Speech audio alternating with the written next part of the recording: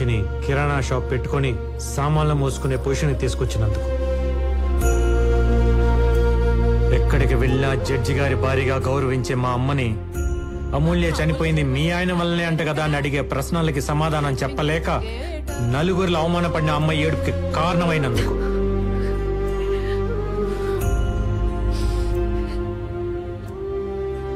మర్చిపోలేని సంఘటనని పదే పదే గుర్తు చేసుకుంటూ దానికి కారణమైన నిన్ను ఏమీ చెయ్యలేక మత్తులో దాన్ని తుడిచేయాలని తాగుడికి బానిసై చెత్త కుప్ప పక్కన పడిపోతే అర్ధరాత్రి వెతుక్కుంటూ వెళ్ళి మా నాన్ని చూడకూడన స్థితిలో చూసినప్పుడు నా గుండె ఎంత బద్దలైపోయి ఉంటుందో నీకు తెలుసా? ఇప్పుడు హ్యాపీగా ఉండే నా ఫ్యామిలీకి సైలెన్స్ మిగిల్చి నా కుటుంబాన్ని అవమాన పాలు చేసిన నిన్ను ఏమి చెయ్యలేక నాలో నేను ఏడ్చి ఏడ్చి దొరికిన గోడల మీద బొమ్మలు గీసి నిన్ను చంపేవాడు.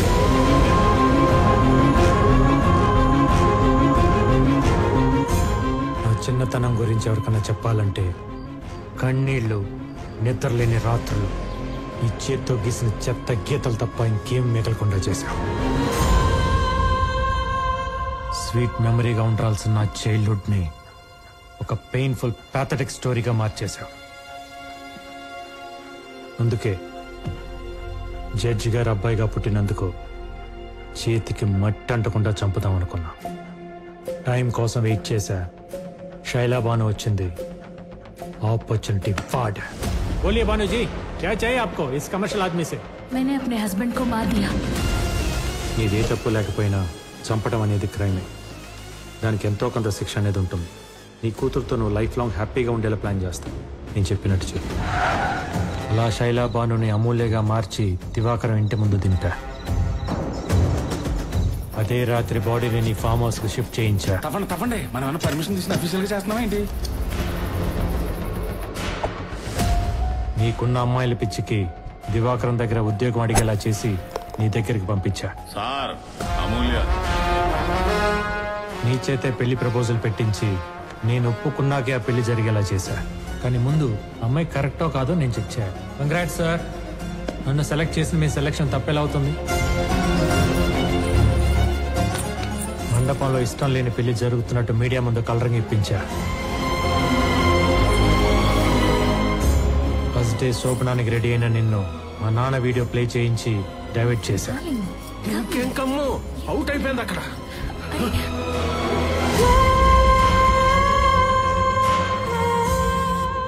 నువ్వు అనుకున్నది యాజ్ ఇట్ ఈజ్ గా జరుగుతుంది. 2 minutes లో లైవ్ టెలికాస్ట్. ఈ ప్రమాణ స్వీకారాన్ని నీ పతనానికి ముహూర్తంగా పెట్టి ప్రపంచానికి నిన్ను ఒక హంతకులా పరిచయం చేసి నిన్ను పూర్తిగా కార్నర్ చేశా.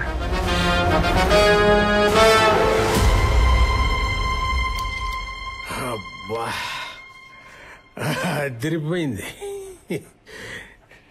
డైరెక్ట్ గా క్రైములు చేస్తేనే రివెంజ్లకి అంత సీన్ ఇవ్వను.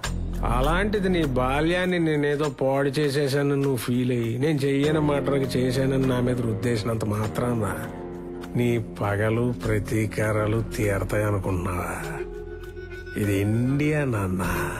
ఇక్కడ శిక్షలు పడాలంటే తరాలు మారాలి. ఒరే వీరయ్య, గేదెలు కాసుకునే నీ బుర్ర ఇంతవరకే ఆలోచిస్తుందని నాకు తెలీదా? ఇన్నాళ్ళు కూతును అడ్డం పెట్టుకుని కామెడీలు చేస్తుంటే దాని పొటెన్షియాలిటీ తెలియట్లా నీకు? లాలో మెలకపడి మెడక బిగించుకుంటే గిల్ల గిల్ల గిల్ల గిల్ల కొట్టుకోవాల్సింది ఎవడైనా.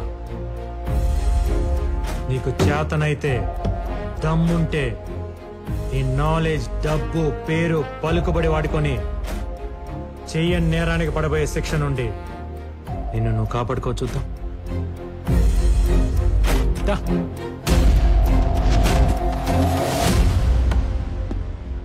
బాగుంది కదా? రెగ్యులర్ రివెంజ్ ఫార్మాట్ లో కొత్త లీగల్ పాయింట్. సమ్మగా ఉంది, మజా వస్తుంది. దా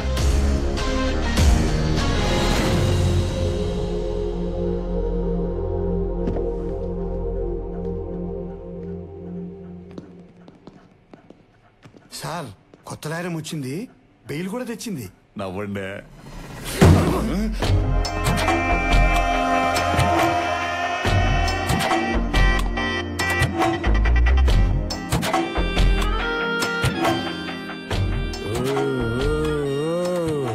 ఏందా సౌండ్? మడిసి అన్నాక కుసింత కళాపోసన ఉండాలని డాడీ అంటుండేవారు. లేకపోతే మడిసికి గుడ్డికి తేడా ఎటు ఉంటుందని.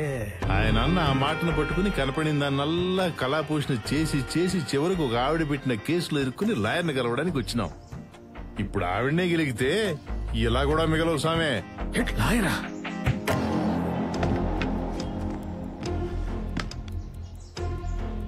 ఏంటి సార్ అంకుల్ డల్ గా ఉన్నారు? తుపుక్కుమని అంకుల్ అనేసింది ఏంటిది? ఏం లేదమ్మే, ఈ కేసు గెలుస్తాడో లేదని చిన్న టెన్షన్. Why uncle? ఆ లాయర్ లకి సబ్మిట్ చేసిన విట్నెస్లు వింటే మీకే అర్థమైపోతుంది ఈ కేసులో ఎంత డెప్త్ ఉందో. అసలు నేను మర్డర్ చేస్తే కదా డెప్త్ లో విట్నెస్ లో ఉండడానికి. కానీ సబ్మిట్ చేశాడు కదా. మీ దగ్గర గిఫ్ట్ గా తీసుకున్న గోల్ఫ్ క్లబ్ తో శైలాబాను హస్బెండ్ ని మీరే కొట్టి చంపినట్టు అతని బ్లడ్ తో మేకప్ చేసి ఇంట్లో సేఫ్ గా దాచాడు. గోల్ఫ్ క్లబ్ ఉంటే గ్లవ్స్ కూడా ఉన్నాయి అంకుల్. మీరు లంచ్ చేశాక చేతులు తుడుచుకుని పారేసి టిష్యూస్ లాగా మర్డర్ అయ్యాక గ్లవ్స్ ని అక్కడే పాడేసినట్టు ప్రూఫ్ గా పెట్టాడు. పెట్టేస్తే నేను వెళ్ళినట్టు ఉండాలి కదా. దానికి మీ జుట్టు ఉంది కదా అంకుల్. మీ పెళ్లిలో కామెడీగా పీకిన హెయిర్ ని సైడ్ పాకెట్ లో భద్రంగా పెట్టుకుని డెడ్ బాడీ దగ్గర మీ డిఎన్ఏ లాగా డ్రాప్ చేశాడు. చేస్తే అయిపోతా. అవ్వదని తెలిసే మీ దగ్గర లాగిన డైమండ్ రింగ్ ని ఆ శవాన్ని పూడ్చి పెడుతూ పారేసుకున్నట్టు పోలీసులకి దొరికేలాగా చేశాడు. అర్థం కాల. అది అర్థం కావడానికే మీడియాను కూడా లాగాడు. ఇదే ఆ శైలాబాను హౌస్. శైలాబాను వాళ్ళ ఆయన్ని వివేక్ ఎలా చంపాడు మీకు కళ్ళకు కట్టినట్టు నేను చూపిస్తా. Follow me. ఇలా సైలెంట్ గా శైలాబాను ఇంటికి వచ్చి సోఫాలో కూర్చున్న వాళ్ళ ఆయన్ని ఇదే గోల్ఫ్ క్లబ్ తో కొట్టి కొట్టి చంపాడు. ఇలా రక్తపు మడుగులో పడి ఉన్న వాడి శవం. ఎస్, నేనే చంపాను. చాలా అన్యాయం ఇది. ఇవన్నీ కనపడే విట్నెస్లు అయితే కనపడని ఎవిడెన్స్ ఎవరిదో తెలుసా? ఎవరు? అంజని ఏం చేశారు? కొంపతీసి ఆడంటావా ఏంటి? ఇప్పుడు వేసేసి పిల్లర్లో తోసేసా. ఇది ఎవరి వర్షను? వంశీదా, బాసుదా, లేదు అరవింద్ గారిదా? కాదు, నాది. రే అంజుబాబు, జాగ్రత్తగా బయలుదేరమ్మా. నేను ఫోన్ చేసి చెప్తేనే నా అభిమానులని సజీవ సమాధి చేశారు. నా దగ్గర ఇంకొక వర్షన్ ఉంది, డైరెక్టర్ది. మీరు చేసిన ఫోన్ కరెక్ట్, చెప్పిన మాటలు వాస్తవమే. కానీ అటేపు అంజని కొట్టి చంపలేదు. హలో సార్, వీడు పోయేలా ఉన్నాడు, ఒకసారి మాట్లాడండి. రే అంజబాబు, జాగ్రత్తగా బయలుదేరమ్మా.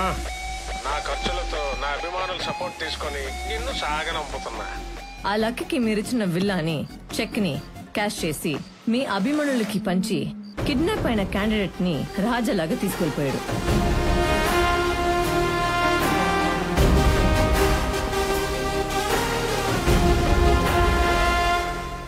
మీ దగ్గర నేర్చుకున్న కమర్షియల్ సిద్ధాంతాన్ని మీ దగ్గరే అప్లై చేసి తను గ్యాదర్ చేసిన మొత్తం విట్నెస్లతో సహా అంజని తీసుకెళ్లి చీఫ్ జస్టిస్ దగ్గర కూర్చోపెట్టాడు.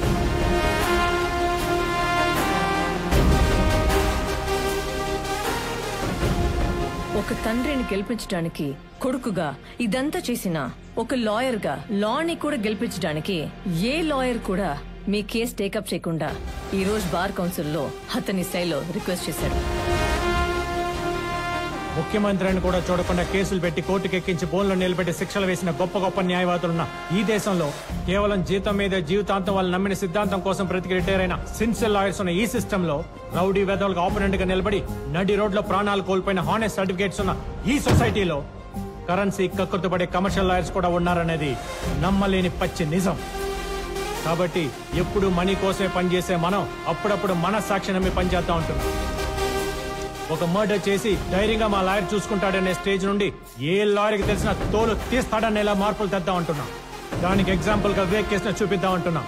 Politicians, business mans Indian judicial system ఒక ఫ్రేమ్ లో బంధించి ఆడిస్తున్న ఈ కమర్షియల్ గేమ్ ని ఇంతటితో ఆపుదాం అంటున్నాం.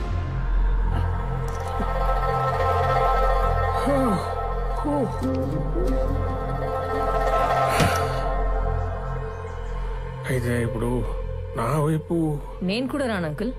ఎందుకంటే మీరు వస్తూనే వంకరగా చూసిన చూపులకి నా వీపు హట్ అయింది. నేను చూసింది వీపు కాదులేమ్మా, ఏదో కారణం చెప్పి మొత్తానికి అందరూ కలిసి నన్ను ఊరికింప ఎక్కించేద్దాం చూస్తున్నారు. నేను చెయ్యను తప్పుకి. కాదు, చేసిన పాపానికి 25 ఏళ్ల క్రితం వాళ్ళ నాన్న వేయాల్సిన 6 నెలల జైలు శిక్ష అవన్నీ కలిపి క్యాల్కులేట్ చేసి ఇంట్రెస్ట్ తో పాటు ఇప్పుడు ఊరిగా మారింది. ఒక ఆడపిల్ల ఉసురు తగిలితే ఎంతటి మొగ్గడైనా మట్టిలో కలిసిపోల్సిందే అని కాలం ఎంచుకున్న కథ ఇది.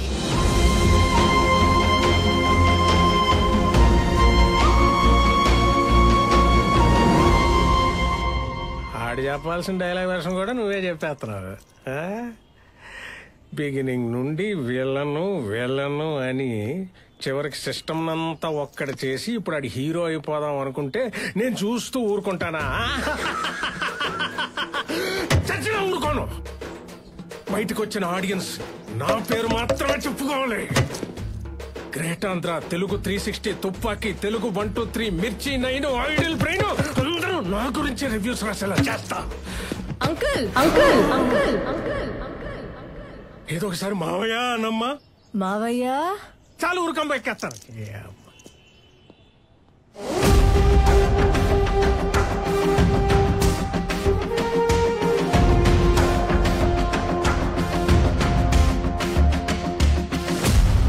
మిస్టర్ వివేక్, ఆవిడ వైపున ఆర్గ్యుమెంట్స్, విట్నెసెస్, ప్రూఫ్స్ చాలా బలంగా ఉన్నాయి. మీ తరఫున ఏమైనా ఆర్గ్యుమెంట్స్ ఉంటే please proceed with your lawyers. లాయర్లే ఉంటే నాకు ఈ ఆయాసం ఎందుకండి? అయినా మీరంతా కలిసి ఓ దేవుణ్ణి మంచోడని చెప్పాలా ఏంటి? మీరంతా జస్ట్ నేను సృష్టించిన సమస్త జీవకోటిలో చిన్న పురుగులు. ఇంతకాలం నేను దేవదూతనే అనుకున్నా, కానీ ఇప్పుడే తెలిసింది నేను డైరెక్ట్ గా దేవుణ్ణని, కారణ జన్ముణ్ణని. చూశారుగా నా వెనకాల ఎల్లో లైటు, ఆ ఆరా.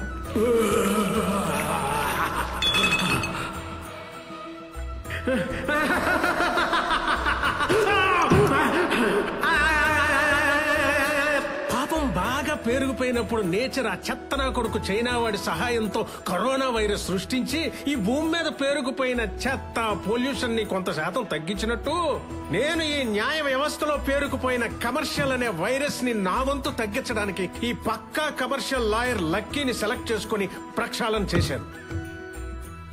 ఈ భూమి మీద నా అవతారాన్ని చాలించాల్సిన సమయం ఆసన్నమైంది. ఇక మీరు లేట్ చేయకుండా ఊరోగిరో వేసేసి నన్ను ఈ మానవ జన్మ నుంచి విముక్తి చేసేయండి. సాక్ష్యాధారాలన్నీ పరిశీలించిన తర్వాత అయ్యా సుభలాక్ సుధాకర్ గారు, మీరు ఆ తీర్పు చదివి ఈ దేవుడికి శిక్ష వేసి పాపాన్ని మూటగట్టుకోకండి. నా ప్రాణాలు తీసే పత్రాన్ని నేనే చదువుకుంటా. దాంతో పరిసమాప్తం. కానివ్వండి. సర్వే జనా సుఖినో భవంతు. నేనొక్కనే తప్ప.